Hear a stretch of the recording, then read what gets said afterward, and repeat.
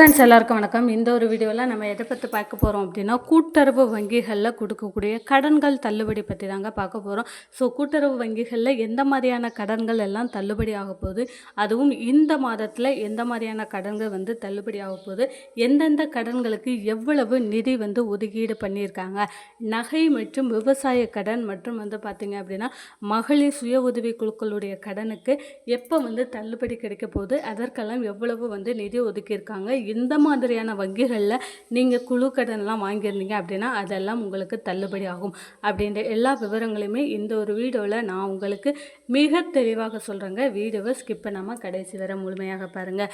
அதற்கு முன்னாடி நம்மளுடைய சேனலை நீங்கள் ஃபர்ஸ்ட் டைம் பார்க்குறீங்க அப்படின்னா மறக்காமல் ஒரு சப்ஸ்கிரைப் பண்ணிட்டு பாருங்கள். இப்போனாதான் இந்த நகைக்கடன் மற்றும் விவசாய கடன் தள்ளுபடி சம்மந்தமான ரெகுலரான ஒரு அப்டேட் உங்களுக்கு உடனுக்குடன் நோட்டிஃபிகேஷனாக உங்களுடைய மொபைலுக்கு வரும். மறக்காமல் இந்த ஒரு வீடியோவை லைக் பண்ணிடுங்க நண்பர்களே. இப்போ வாங்க நம்ம வீடியோக்குள்ளே போகலாம். 12 வங்கிகளில் உங்களுக்கு தள்ளுபடி அறிவிப்புகள் வெளியாயிருக்கு. எந்தெந்த வங்கிகள் அப்படின்றதையுமே இந்த ஒரு வீடியோவில் நான் உங்களுக்கு சொல்லியிருக்கேன். கடன் தள்ளுபடி கூட்டுறவு வங்கிகளில் நகைக்கடன் தள்ளுபடி தணிக்கை செய்ய சிறப்பு அதிகாரிகள் குழுக்கள் நியமனம், தமிழக அரசு உத்தரவு. ஸோ தமிழகத்தை பொறுத்தளவில் புதிய ஆட்சி முதல்வர் விஜய் தலைமையிலான ஆட்சி அமைந்திருக்குது. ஸோ இந்த முதலமைச்சர் விஜய் அவர்களுடைய தலைமையில் உள்ள ஆட்சியில் என்ன மாதிரியான கடன்கள் தள்ளுபடி ஆக போகுது, இதற்கு முந்தைய அரசாங்கம் கிட்டத்தட்ட 5 சவரன் வரையிலான நகைக்கடன் அவங்களுடைய ஆட்சியில் 2021 பண்ணினாங்களே, அதே போல் முதலமைச்சர் விஜய் அவர்கள் எத்தனை சவரன் வரையிலான நகைக்கடன் தள்ளுபடி பண்ணுவாங்க, எவ்வளவு விவசாய கடன்கள் தள்ளுபடி ஆக போகுது, எவ்வளவு மகளிர் சுய உதவி குழுக்களுடைய கடன்கள் தள்ளுபடி ஆக போகுது அப்படின்ற எல்லா விவரங்களையுமே ஒன் பை ஒன்னாக பார்க்கலாங்க. நமக்கு இப்போ பார்த்திங்க அப்படின்னா இன்றைக்கோ இல்லை நாளைக்கோ மகளிர் உரிமை தொகை கிடைக்க போகுது. இந்த மாதம் மகளிர் உரிமை தொகை அப்படின்றது 2500 ரூபாய் 60 வயது வரை உள்ளவங்களுக்கு, 60 வயதுக்கு மேற்பட்டவங்களுக்கு 3000 ரூபாய் கிடைக்குமா அப்படின்ற எதிர்பார்ப்பு மக்களிடையே மிகப்பெரிய ஒரு எதிர்பார்ப்பாக இருக்குது. அது மட்டும் இல்லாமல் அந்த மகளிர் உரிமை தொகையை பற்றியும் பார்த்திங்க அப்படின்னா அமைச்சர்கள் 2 அமைச்சர்கள் சொல்லியிருக்காங்க. மகளிர் உரிமை தொகை கூடிய விரைவில் 2500 ரூபாய் வழங்கப்படும் அப்படின்றதையும் ஒரு அமைச்சர் அவர்கள் சமூக நலத்துறை அமைச்சர் அவர்கள் சொல்லியிருக்காங்க. இன்னொரு அமைச்சர்கள் என்ன சொல்லியிருக்காங்க அப்படின்னா, இந்த மகளிர் உரிமை தொகை மதிப்புமிகு மகளிர் திட்டமாக மாற்ற போகுது. ஸோ மதிப்புமிகு மகளிர் திட்டமாக மாற்றினாலும் இதற்காக நீங்கள் போயிட்டு எங்கேயும் அப்ளை பண்ணணும் அப்படின்ற அவசியம் இல்லை. அதே போல் ரேஷன் கார்டு புதிதாக இப்போ நேற்று பார்த்திங்க அப்படின்னா பெரம்பலூர் தொகுதியில் 70,000 ரேஷன் கார்டுகள் புதிதாக வழங்கப்பட்டது, புதிதாக ரேஷன் பொருட்கள். ஸோ அவங்க எல்லாருமே மீண்டும் பார்த்திங்க அப்படின்னா நீங்கள் மகளிர் உரிமை தொகை திட்டத்தில் அப்ளை பண்ணணும் அப்படின்ற அவசியம் இல்லை. டைரெக்டாகவே உங்களுடைய வங்கி கணக்கில் அந்த 2500 ரூபாய் 60 வயது வரை உள்ளவங்களுக்கும் 60 வயதுக்கு மேற்பட்டவங்களுக்கும் 3000 ரூபாய் அப்படின்றது கிடைக்கும். அடுத்த கட்ட அறிவிப்பு முதல்வர் விஜய் அவர்களுடைய அடுத்த கட்ட அறிவிப்பு என்னவா இருக்கும் அப்படின்றது மக்களுடைய மிகப்பெரிய எதிர்பார்ப்பாக இருக்குது. மகளிர் உரிமை தொகை 2500 ரூபாய் போல் இந்த நகைக்கடன் தள்ளுபடி அப்படின்றது மக்களிடையே மிகப்பெரிய ஒரு எதிர்பார்ப்பை கொண்டு இருக்குது அப்படின்னு சொல்லலாம். ஏன்னா தாவேகா அரசாங்கம் நிறைய தேர்தல் வாக்குறுதிகள் சொல்லியிருந்தாங்க. ஆனால் இந்த நகைக்கடன் தள்ளுபடியை பற்றி ஒரு விஷயம் கூட சொல்லலை.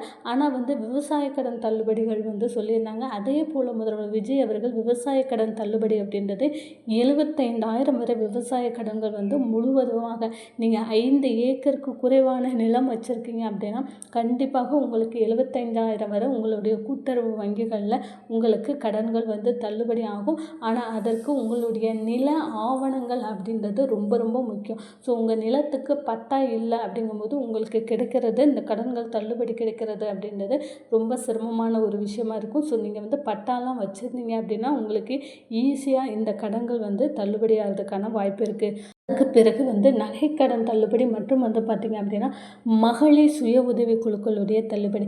இப்போ நகைக்கடன் தள்ளுபடியை பொறுத்தளவில் நீங்கள் தாவேகா அரசாங்கத்துடைய தேர்தல் வாக்குறுதியில் நகைக்கடன் தள்ளுபடி அப்படின்ற ஒரு அறிவிப்பே இல்லையே, அப்போ நகைக்கடன் தள்ளுபடி பண்ண மாட்டாங்களா அப்படின்னா கண்டிப்பாக அப்படி சொல்ல முடியாது. ஏன்னா முதல்வர் விஜய் அவர்கள் மக்களுடைய எதிர்பார்ப்பை புரிந்து கொண்டு அவங்க செயல்பட்டுட்டு வராங்க. ஸோ நிச்சயமாக கடன்கள் உங்களுக்கு தள்ளுபடி ஆகலாம். ஆனால் எல்லோருக்கும் கடந்த ஆட்சியில் 5 சவரன் வரையிலான நகைக்கடன் தள்ளுபடி பண்ணாங்க. அதுவும் எல்லோருக்கும், ஒரு குடும்பத்தில் ஒருவருக்கு அப்படின்ற மாதிரி நிறைய பேருக்கு வந்து தள்ளுபடி ஆயிடுச்சு.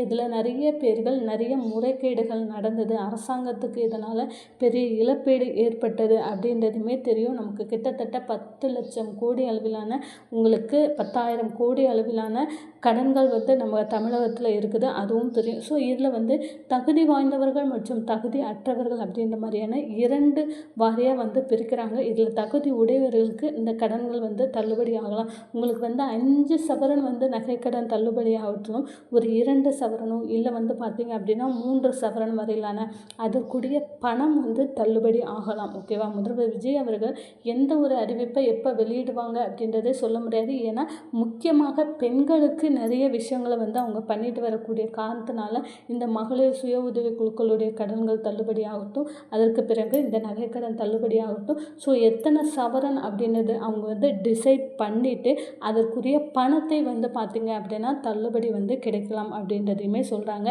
இதில் வந்து பார்த்திங்க அப்படின்னா இந்த நகைக்கடன் தள்ளுபடியை பொறுத்தளவில் தகுதியானவர்கள் அப்படிங்கும்போது முக்கியமாக தகுதி வாய்ந்த நபர்கள் அப்படின்னு நம்ம சொல்லக்கூடிய விஷயங்கள் என்ன அப்படின்னா ரேஷன் கார்டு. எல்லா கடன்கள் தள்ளுபடிக்குமே வந்து பார்த்திங்க அப்படின்னா இந்த ரேஷன் கார்டு அப்படின்றது ரொம்ப ரொம்ப முக்கியமான ஒரு ஆவணம். இந்த ரேஷன் கார்டில் இந்த அரிசி வகை ரேஷன் அட்டைதாரர்கள், இந்த PHH, NPHH, AAY இந்த 3 வகையான ரேஷன் அட்டைதாரர்களாக இருக்கிறோம் அப்படின்னா நமக்கு இதன் மூலமாக நிறைய பயன்கள் வந்து கிடைக்கும். அடுத்த அறிவிப்புகளுமே நிறைய வெளியிட போகிறாங்க. இந்த ரேஷன் அட்டைதாரருக்கு நிறைய தள்ளுபடி அறிவிப்புகளுமே வந்து பார்த்திங்க அப்படின்னா வரப்போகுது. அதுவும் அரிசி வாங்கக்கூடிய ரேஷன் அட்டைதாரர்களாக நீங்கள் இருக்கிறீங்க. முக்கியமாக இந்த மகளிர் உரிமை தொகை வந்து வாங்கிட்டு இருக்கீங்க, வறுமை கோட்டுக்கு கீழே உங்களுடைய ஆண்டு வருமானம் அப்படின்றது வறுமை கோட்டுக்கு கீழே வந்து இருக்குது அப்படின்னா இந்த கடன்கள் எல்லாம் வந்து தள்ளுபடி ஆகலாம். இதில் முக்கியமான ஒரு விஷயம் என்ன அப்படின்னா இந்த கூட்டுறவு வங்கிகளில் நீங்கள் வந்து நகைக்கடன் வந்து வாங்கியிருக்கீங்க, இல்லை விவசாய கடன் வந்து வாங்கியிருக்கீங்க அப்படின்னா உங்களுக்கு முன்னுரிமை கொடுத்து உங்களுடைய பணம் வந்து பார்த்திங்க அப்படின்னா தள்ளுபடி வந்து பண்ணலாம் அப்படின்னு சொல்லுவாங்க.